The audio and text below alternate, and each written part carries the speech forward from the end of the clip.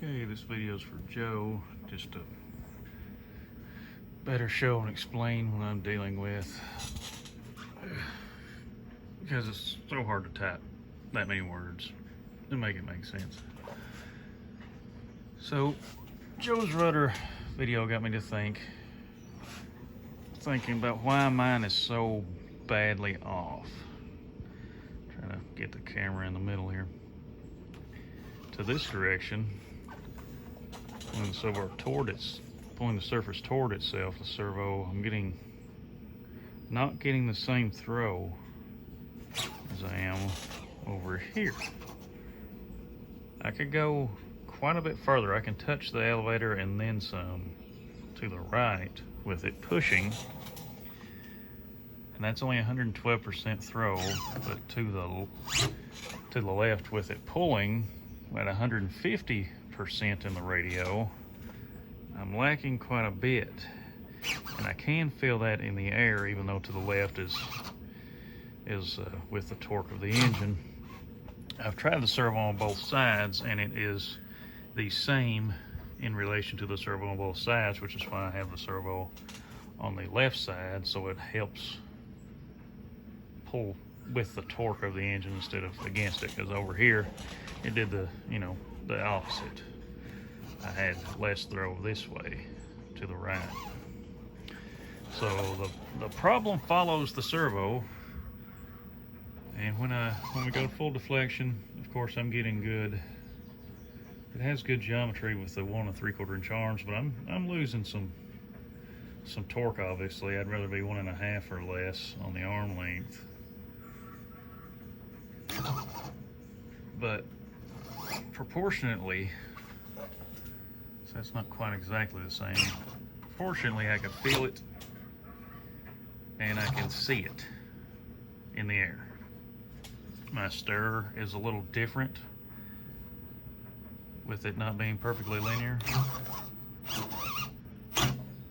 and it's just affecting some things. So I played around with the arm trying to move it, and the teeth, it moves it a little too far in both directions. Then you put in the sub trim, and of course the sub trim limits the travel in that direction. So it's hard to find a happy medium between that, clocking the arms on different teeth.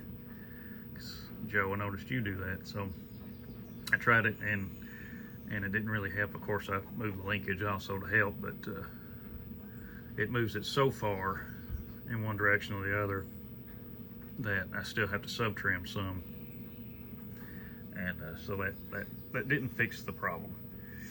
So of course I think it's linkage, not geometry on the horn. So I played around with it and moved it up as if I'd move the horn up further. It's so hard to do this on camera. Of course, that made it worse. And then moving it down here underneath, it helped, but it didn't fix it. Let's see if I can do this.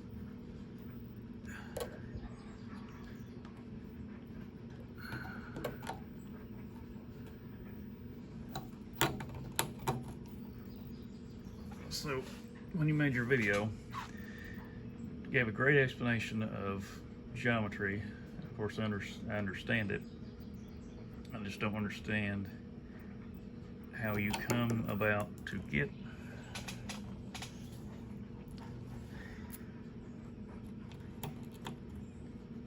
to where you find where you need to move these when you build your planes, because you move yours. I assume I need to move it down further, and that helped, but it didn't fix it just moving it down that far. So I wonder how much further I need to move it down. But if I do that, this becomes a pretty extreme angle, even only at 1.5 inches. And lost my train of thought. But this becomes a pretty extreme angle, and even at deflection, nut on that. Where did it go?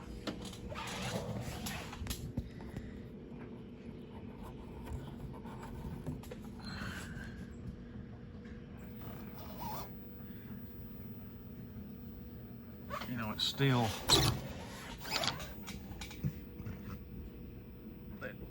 it's not changing much. It's not changing enough.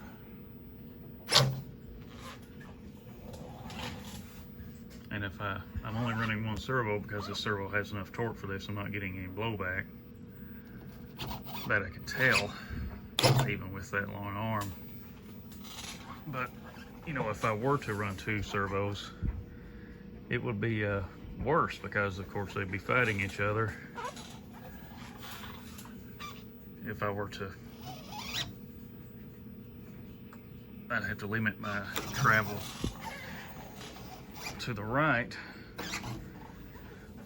and it might fix my stir on the rollers and things like that, but it still wouldn't be correct, you know. And I want it to be correct. I want to be as close as it can be. I've had this all taken apart before you made your video. I'm going to put this servo up here and put a pull on it and see if that makes it more linear and gives me equal travel both directions. I'm not thrilled about it, but it's just an experiment. I'm gonna pop those wires out of there, pop that servo in, and put the pull on there this afternoon, and we'll see how it works out. But that was just my question before you made the video, was where do you decide to put the horn before you glue it in?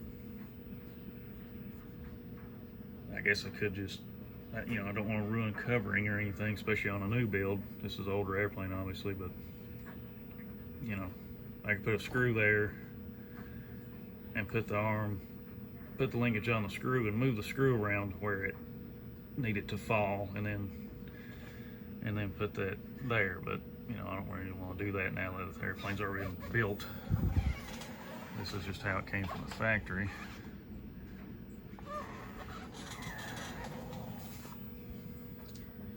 Anyway, I think that's it. I appreciate your help. I enjoy following your channel. And I hope it grows. I hope you can keep making content and make it worth your time.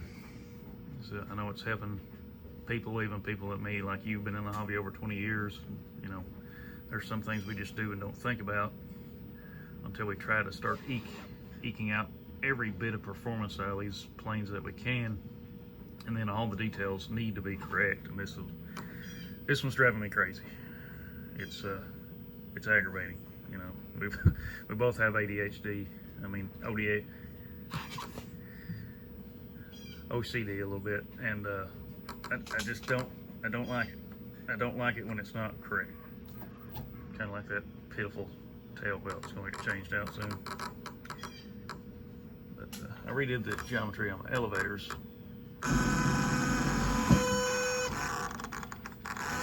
They're not perfect, but I'm getting more torque, and it's still linear. I did measure it. Linear top but I wanted a little more torque. I was getting blowback on the elevators. They're just 7954s. So I wanted more torque, and now moving those in gave me my torque back, of course, like they should. But I'll put the pull on there. We'll figure out what that does. If that fixes it, I'll just leave it that way, and I'll worry about all this geometry on the next build whenever I buy my slick or edge, whichever I choose. Later this year, and figure that out then, but I like brainstorming until then.